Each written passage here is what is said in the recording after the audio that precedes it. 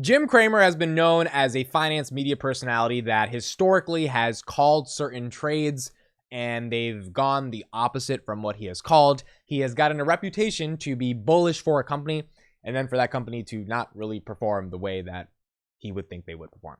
Jim Cramer said a couple months back that Palantir is not a real company, that Palantir is fake. He is not the biggest fan of Alex Karp, especially when Alex Karp banged on the table in Q3 2022 earnings and started cursing on the earnings call and basically said, look, if you're not a profitable company, you don't get the right to be able to do that. He went so far as saying that they're not a real company that actually is doing anything meaningful. And CNBC's Andrew Ross Sorkin, one of his co-hosts, asked Alex Karp about this at a interview about 3 months ago, and Alex Karp said, we don't even think that that is worth basically responding to at the end of the day, because Jim Cramer doesn't know anything about Palantir. Now, Jacobs is a very interesting company that is partnered with Palantir, and this partnership from Jacobs, and this is all going to make sense in a second, started back in March 2022. I want to read a little bit about this, and then it's going to bleed into why Cramer now might be more excited about Palantir. Jacobs and Palantir launched global strategic partnership for data solutions. Initial focus in water sector capitalizes on global stimulus and infrastructure, accelerates Jacobs' strategy as a leading technology-enabled solutions provider, and facilitates Palantir's entrance into the critical infrastructure market. This was one of the most important PRs that I saw of 2022 because Jacobs is an engineering consulting firm. They work with other companies to be able to build infrastructure and very complex infrastructure, like building bridges and roads and really complex things. You need partners that know how to do this. In the water sector, this was what the partnership was focused on. And Palantir is a software technology company that I believe their software can be used in every company, every institution, every government in the world. So this was Palantir's first entrance into the critical infrastructure market, showcasing how their technology can be utilized. The near-term focus on the relationship is the water sector, a critical enabling infrastructure, and involves the launch of a joint data analytics offering to support public and private sector clients in solving their most complex water infrastructure problems. The water data analytics solution aggregates and analyzes plant data to manage and optimize water and wastewater treatment, plant operations, and maintenance, aimed at reducing costs and improving plant performance. The partnership plans to expand and commercialize this innovative solution, again, using software to enable data-driven decision-making. Jacobs' leadership in the water sector and our proven industrial AI and software solutions, combined with Palantir's best-in-class platform, will deliver innovative solutions to our global network of water infrastructure clients, said Jacobs' chair, and in the process, unlock new opportunities to create a more connected and sustainable world. Palantir is proud to partner with Jacobs to revolutionize water treatment and looks forward to working together across sectors to tackle the world's most pressing problems, said Palantir's CEO Alex Karp. So this was a press release that came out a while ago, and it was interesting because it was just another use case of where Palantir software could be utilized and enabled for a different company. Well, Jacobs' CEO went on Mad Money, which is Cramer's main show, just a couple days ago, and he had some words to say about Palantir. We're going to react to this clip. He's going to lay out why Jacobs is an engineering firm that is in high demand right now and what Palantir was able to do to help them become the company that they are today. All right, so there are a lot of companies that people get fascinated about, and one of them is Palantir, and I like the last quarter. But if I wanted a Palantir-like company that's actually making money, wouldn't that be a little bit more like the one that's being spun off here? It would be. Right. It would be, and so what we're spinning off is a great company, and we're really excited about the future and opportunities for that company because of the investment that we can make now, or the new owners can make, tied to the industries they serve. Now, interesting about Palantir, we are actually partnered with Palantir. With them. That's why I brought it up. On the infrastructure side. Right.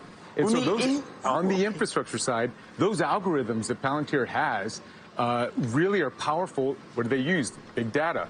What's infrastructure? Big data. Big data. Water treatment plants, transportation.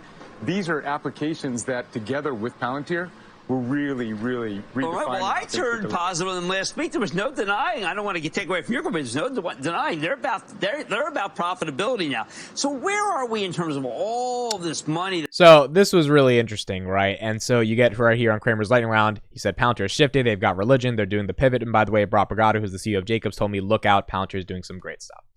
And, you know, it's kind of, obviously, it's like a little bit of a joke when Cramer says something here and there, and it's fun to kind of look at. But what I wanted to highlight from this entire exchange was people who are skeptical about Palantir, it's hard to deny the reality of what they're able to get done. And this is just the nature of life, I feel like, when you know you have a certain narrative and that narrative is proven to be false by hard facts, data, empiricism, statistics. These are things you can't deny.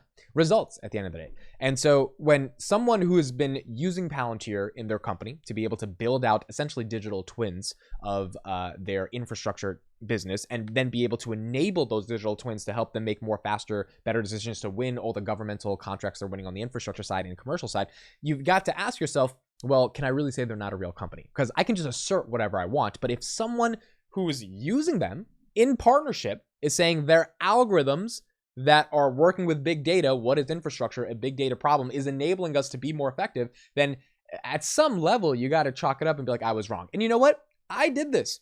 About a year ago, 2022, as Netflix stock collapsed, I was ecstatic because I was like, look, this has been my thesis. I didn't buy puts or anything like that, but I was just like, look, Netflix doesn't have content. I believe YouTube is the winner of the content game. I believe people are not going to consume Netflix because at the end of the day, there's no reason to pay $15 a month or whatever for content that's not even good. I was proven wrong. A year later, and I have to eat my words, there were many, many things that started coming out from Netflix, from the content production side, that solidified to me, this is a studio that knows how to do content. And not everything that they're going to put out is going to be a hit. But one of the things that came out, which was Beef, I highly recommend everyone watch that. I mean, that was phenomenal. I can't think of HBO Max or Peacock or Paramount Plus or Disney Plus that could ever have had the creative talent and then the marketing from a distribution side to be able to get people to watch that content to create something like Beef. Beef was phenomenal. And then you got all these other hosts of different pieces of content, from international stuff to like the bigger hits like Squid Game. And so when I think of it from that perspective, I'm like, look, I have to eat my words because the content's there. The content's good. People are going to pay for it. I'm still paying for Netflix, right? My family watches it. So we're not getting rid of it. People aren't unsubscribing, even though I might have an ideological thesis that, oh, YouTube and user-generated content is a much better way for content distribution to happen because Netflix is, too premium. That's my thesis, and I still kind of believe that premium content is not as good as user-generated content because I am a creator, right? I like the creative space. I consume a lot more user-generated content, but that doesn't mean there's not a home. There's not a place for Netflix to survive, and there's not a massive bull case if that place ends up playing out. By the way, a lot of these streaming platforms suck. Disney Plus, they're not giving that much good content. If Peacock can't get subscribers, Paramount can't get subscribers, what are they going to do? They're going to give all their content back to Netflix. Netflix is going to consolidate The Office and Friends and all this stuff and just pay a licensing fee to these platforms because they will make more money off Netflix licensing than they will direct to consumer because none of these companies are really profitable right now. So that is when ideology has to meet reality. And I think what's gone on with Cramer is one of the most skeptical people of Palantir, for whatever ideological reason he has to speak to the guy who's like, no. We're using them and like they're actually really good and like they're helping us. You have to kind of eat your words at that point, and that's okay. The other thing he said was that this is a big data problem. And I think what's important to highlight here is everything is a big data problem. And that's why everything could be used with Palantir. Climate change, big data problem. Energy, big data problem. Infrastructure, big data problem. Healthcare, big data problem. Drug discovery, big data problem. All of these are big data problems. And that's what got me excited, 2 years ago as I started researching the company, because I'm like, wait a second, everything is a data-oriented problem that is very big because there's lots of data. All of it is siloed. If there was a platform that could enable the use cases to be able to understand big data at scale, then how valuable is that to a company, to an organization? We just got a PR yesterday by Palantir from CNA, which is a European, Latin American fashion retailer that is getting better at selling clothes because they've implemented Foundry and AIP on top of Foundry in their business, and now they can sell shit in a better way. We've got FoundryCon coming on June 1st. Very excited to be able to see the different businesses that are able to utilize Palantir. Jacobs was at the last FoundryCon. That partnership to enable critical water infrastructure is like real things in the world getting done, enabled by technology. And at some point, if you're Jim Cramer and you say, yo, look, the company's not real, when you talk to someone that says the company's real, you might have to admit the company's real. Not to mention Palantir also got profitable, which has also helped their case in terms of convincing some of the more skeptical people that are out there. So those are my thoughts. If Palantir can survive Cramer being bullish on it, then maybe Palantir can survive anything. But in all reality, if the stock does dip for any reason because of this, maybe that is a loading opportunity for all of us that missed buying higher in the 7 and 8s. In general, I don't think Cramer has any real impact on these companies, but it is important to realize because he is an important voice in financial media. And if you're an important voice in financial media, the stuff you say, regardless of people respect it or not, it is going to carry some momentum. And it's interesting to see that he is more bullish on the company now because he's actually talked to people that have convinced him by saying, look at the numbers, that Palantir is real. It doesn't take that much to convince when you see the data. And I think this is all the people that think Palantir is an evil spy data company. When they actually see what's going on, you start to realize that the narrative is just false. So those are my thoughts. Let me know what you think. Thanks so much for listening and watching. Please subscribe to dailypalantir.com/subscribe for a free email newsletter every day. I'll see you in the next one.